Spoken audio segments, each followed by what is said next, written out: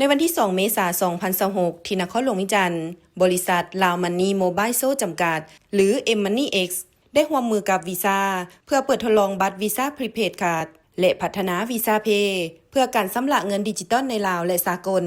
บริษัท M-Money X เป็นผู้ให้บริการ e-wallet ระดับแถวหน้าอยู่ลาวได้ประกาศเปิดทดลองนำใช้บัตร M-Money X วีซ่าพรีเพดการ์ดพร้อมกับพัฒนาวีซ่าเพย์เข้าในแอปโดยร่วมมือกับวีซ่า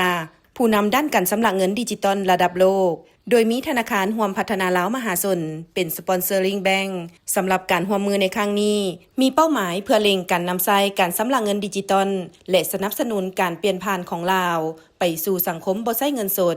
M-Money X Visa Prepaid Card แม่นวิธีการชำระเงินดิจิตอลแบบครบวงจรผู้ใช้สามารถสร้างและใช้บัตรได้ทันทีในแอปโดยบ่จำเป็นต้องมีบัตรจริงและสามารถใช้งานได้ทั่วโลกนอกจากนี้ก็ยังได้ศึกษาความเป็นไปได้ในการพัฒนาวีซ่าเพย์เฮ็ดให้การชำระเงินว่องไวและสะดวกหลายขึ้นเช่นสแกน QR เพื่อจ่ายสัมผัสเพื่อจ่ายและจ่ายออนไลน์การเปิดตัวนี้จะช่วยให้ประชาชนลาวเข้าถึงการบริการการเงินระดับโลกและลดผ่อนการใช้เงินสด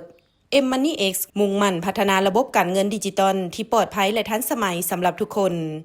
ให้เกียรติร่วมพิธีเปิดงานโดยมีทานแก้ววิสุขโสรพมรองรัฐมนตรีกระทรวงเทคโนโลยีและการสื่อสารท่านสุพลจันทวิสัยผู้อำนวยการใหญ่กลุ่มบริษัทลาวโทรคมท่านมโนฤทธิ์สุมพลภักดีหัวหน้ากรมคุ้มครองระบบการชำระธนาคารแห่งสปป.ลาวท่านอรุณเดชบานจิตผู้อำนวยการบริษัทลาวโมบายมันนี่จำกัดผู้เดียวท่านนางดังเตียดยุงจากวีซ่าครันที่เมเนเจอร์ของเวียดนามและลาวท่านสาคร ยอพันไซผู้อำนวยการธนาคารร่วมพัฒนามหาชนพร้อมด้วยคณะผู้บริหารในเครือกลุ่มบริษัทลาวโทรคมและคู่ร่วมธุรกิจเข้าร่วม